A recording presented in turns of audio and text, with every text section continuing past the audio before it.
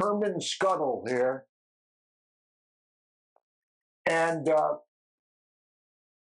I've got a lot to say, and I'm saying it. But first, let me give you a few news items that just crossed the desk. Yeah, right off the wire. News items that just crossed my desk. Pay attention. A Saudi Arabian man named Ibrahim El Nasser set a world record by hooking up 444 video game consoles to a single TV. Yet he is trying to cut back on playing video games. He says he only plays video games 30 minutes before bedtime. But last night, he went to bed 8 times. Also in the news, a gold bikini,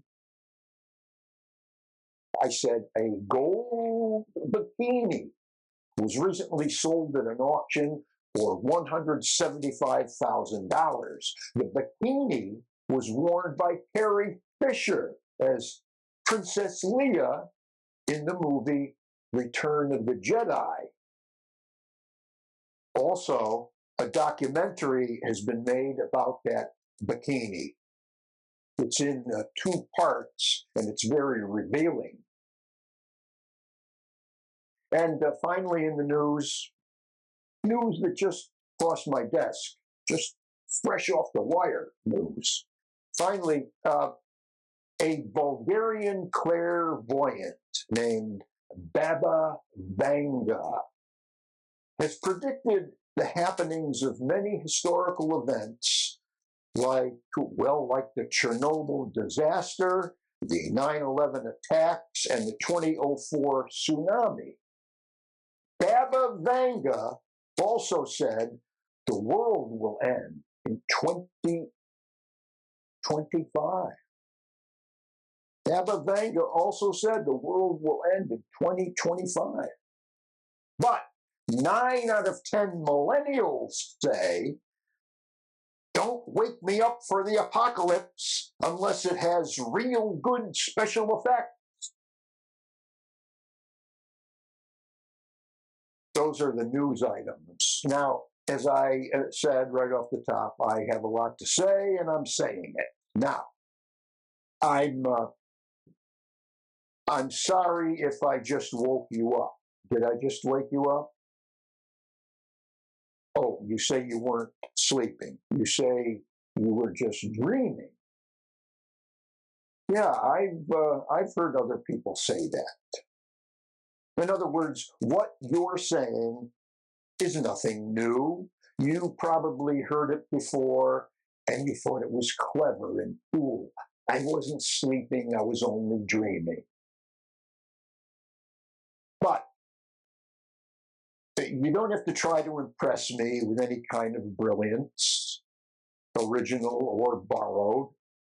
Your personal evolution is perfectly acceptable without supplemental, sharp as a tack words of wisdom.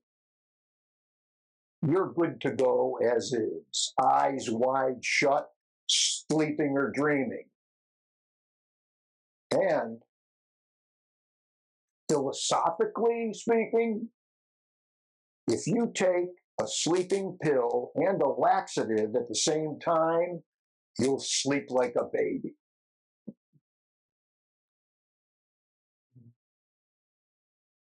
Now, I was coming out of another night of imperfect sleep, speaking of sleep. Sure, I had a few hours of deep sleep, but not enough. My eyes were closed, but it wasn't proper rest. And never mind the reasons. So what, Bill? What's the big deal? Everybody has sleep problems these days, right? For the most part, we are all on the same bed of nails, wired, jittery, switched on when we should be out cold. Never mind the reasons. So luckily, the weather is okay to spend a few daylight hours outside. So I'm thinking, how about lying spread eagle on a newly mowed lawn, mine or somebody else's? I can make up for a bad night's sleep, dreaming in dreamland on the lawn, face up or face down, my choice. Of course, at some point it might occur to me that if the lawn is 3 feet tall, then it's a yard. But come on, we should all just relax and never mind the dimensions. But whatever the sleep patterns are that we have, today, another serviceable day, okay? A surefire medium between a blessing and a curse. Nothing special, but good enough. Close enough to run of the mill and middle of the road.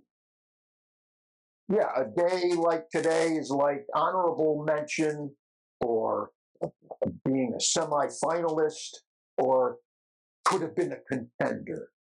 That kind of middle of the road, see? I mean, like the senior citizen discount, traveling economy class in these days of fly-by-night bliss. You follow me?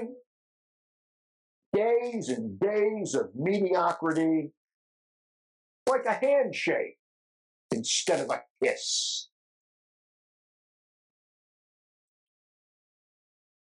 You know what I'm saying. Now, this morning, with my very first sip of coffee, and by the way, let me take a sip of coffee at this juncture.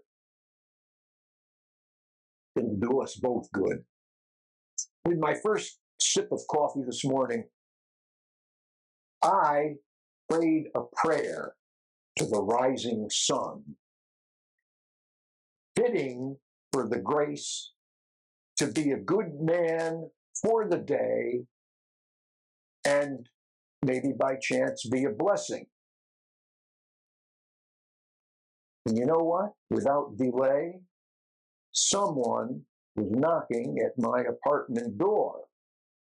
It was Ruby, and Ruby was looking gutted. She sat on the edge of my bed and reached for my coffee. She said to me, "Let me take a shower, baby." Okay. Well, she said she had a rough night alone in the park. Ruby, as usual, gutted, dishonored, booked for too long. Well, later, Ruby was all refreshed and repaired. Ruby was wearing a clean t-shirt and cargo shorts right from out of my drawer. And then Ruby said, "I'll be right back." Then Ruby was outside sitting under a tree smoking sidewalk cigarette stubs. And Ruby was squinting at the sun thinking, "Oh, how much crap will I take again today?" Well, me knowing Ruby for all of these years, there was no doubt that she would be right back. And she would have plenty to say, and she would feel good about having the chance to say it. So I poured more coffee and waited, thinking that If I have the ears to hear, then I am bound to listen.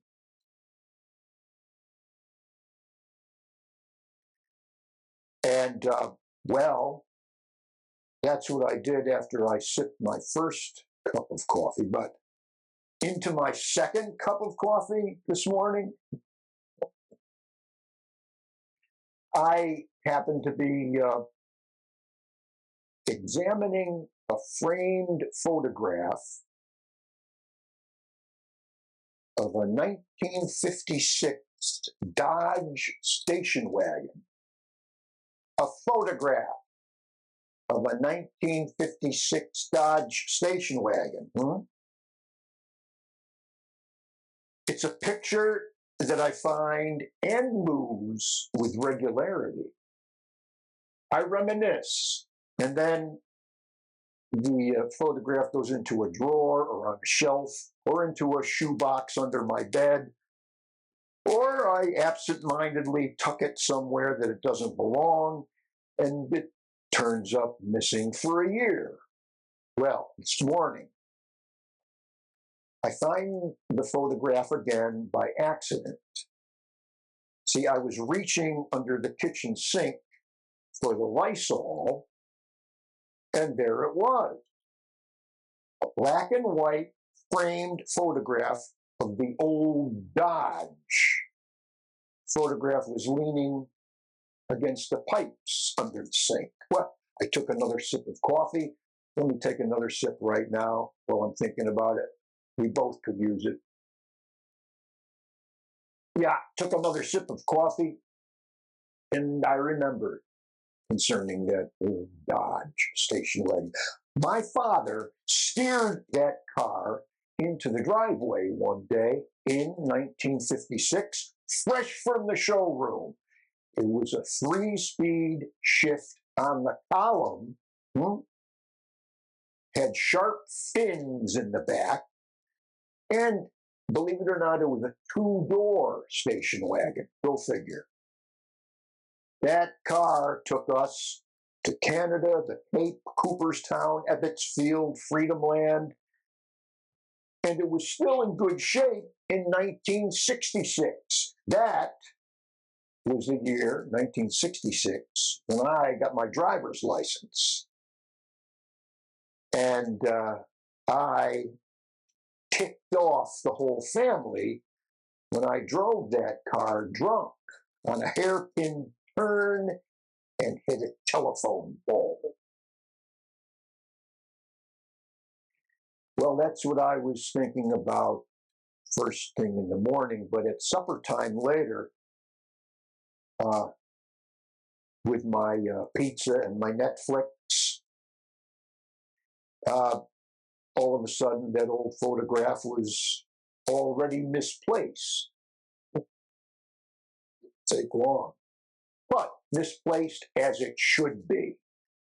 See, if I thought it was important, I'd hang that photograph on the wall. But why drive myself crazy when I know that old Dodge always manages to find me?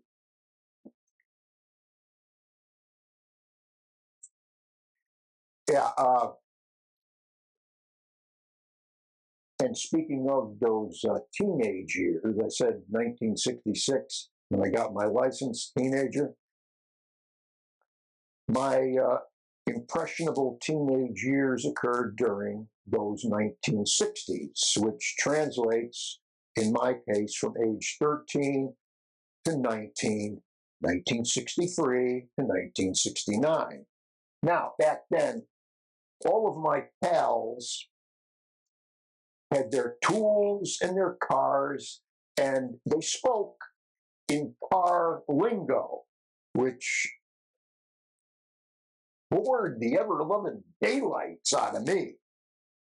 I mean, they talked about overhead camshaft, heel-toe downshift, nomenclature of first edition GTOs and Mustangs, and all of that information being belched out of Detroit orifices.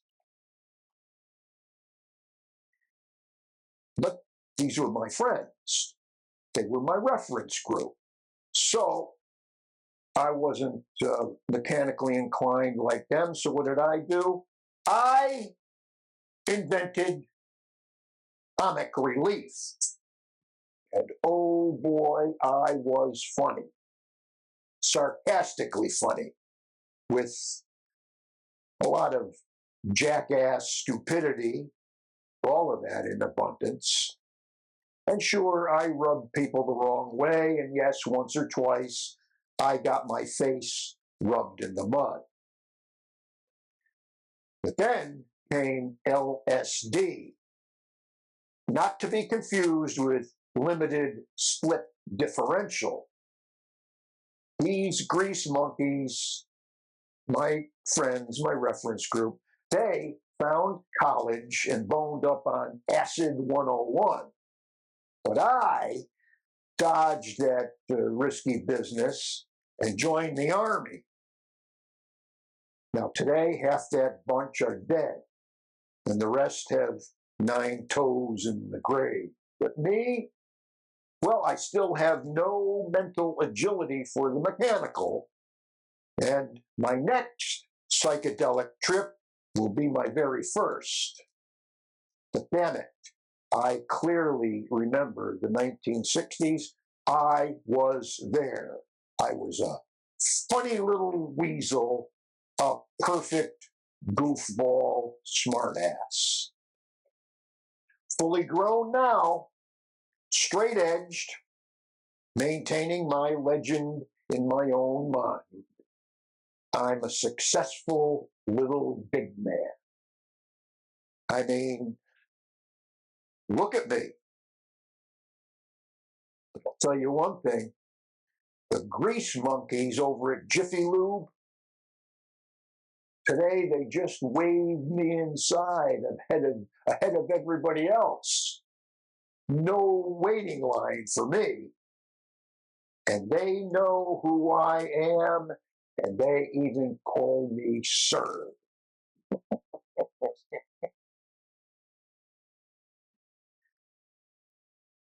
And how about this? You may not believe this, but one of the network television people called me and offered me the job of moderator for the next presidential debate. Well, he said, I was a finalist for the moderator spot. The other finalist was a popular news bunny. The other finalist was a popular news bunny. Well, I said I would do it, but only if I could crack the whip. Well, the TV guy asked me what I meant by that. Was I using a figure of speech, or did I want to moderate the candidates with an actual whip? I laughed and I said I wasn't being literal. But then I thought about it and I said, wait a second. Me with a real whip in front of the presidential candidates might bring in big ratings. And let's face it, there are millions of TV viewers out there who keep whips. They keep whips in their bedrooms for medicinal purposes, and they know about whips. Well, this made the TV guy salivate and moan and envision billions of dollars. And we were about to cut a deal when I said, hey, besides the whip, I'd like to be allowed to point my finger at the candidates and shout, shut your mouth, shut your mouth, shut your freaking mouth. Because You know it, and I know it. Anybody who watches these hideously inane debates sits there saying, I wish that moderator would have the guts to tell these blowhards to shut their freaking mouth.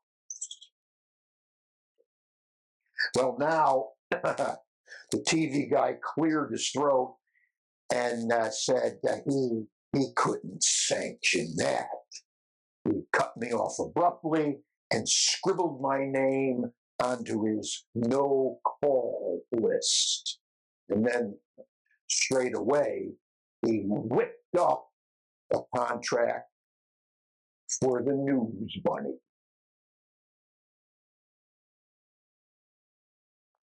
I suppose based on my history with this Herman Scuttle program, they're probably waiting for a song. Okay, I've got a song, such as it is. I wrote it last night, and I wrote it just for you.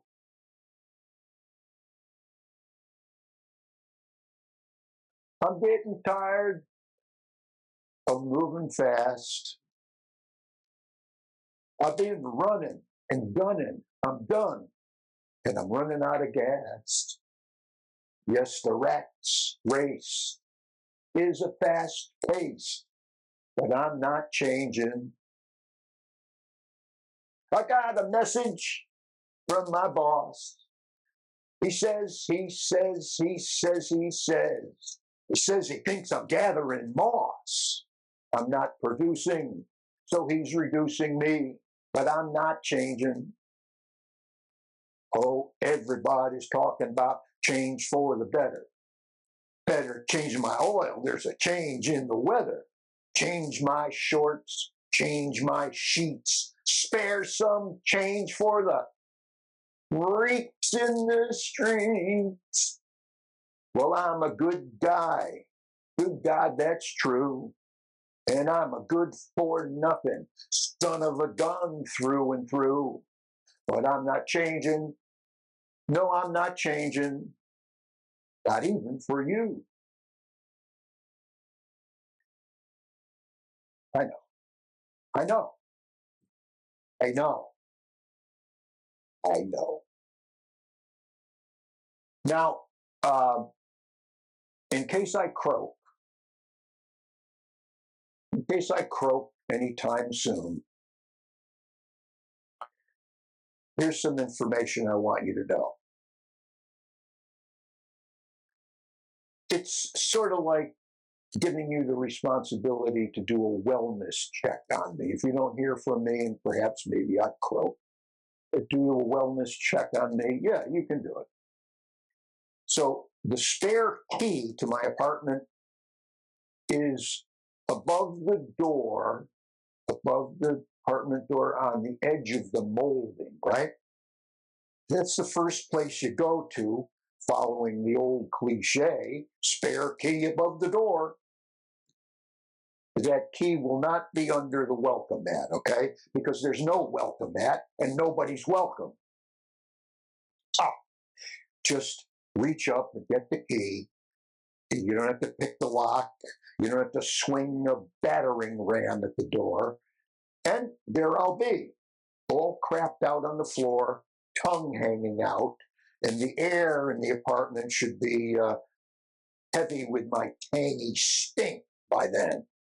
And the roaches and the rats will be in hiding with great expectations. Oh, and if you hear music, it'll be one of my albums on repeat, and it'll be probably music by Sun Ra. And by the time you find me on the floor in my apartment, deceased, well, by that time, my soul will be halfway up and out there to join Sun Ra on the planet Saturn. And by the way, if you go to my fridge, there will be at least half a roast beef sandwich inside so you can help yourself. Then, drag me out of the apartment before the whole building stinks, and it's okay to just leave me in the alley. Yeah, it's okay, just leave me in the alley because the zombies will already be there waiting for me.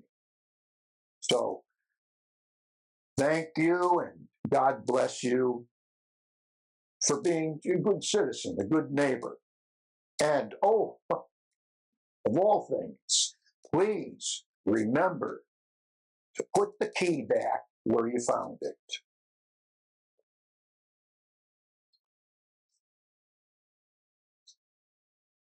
And sort of speaking of that, not exactly the same, but let me tell you about this. There was a smell and a puddle leaking from my closet, and that the smell and puzzle, it suggested that somebody sneaked into my apartment and settled in the wardrobe and died.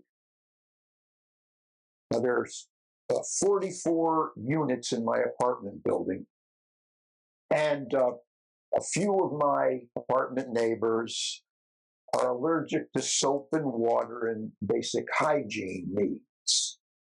They smell and they leak all day long. So I'm figuring one of them must have gotten through my double bolt locks and into my closet, and then slept and dreamed, flatulated, became incontinent, and succumbed to a permanent odorless lifelessness.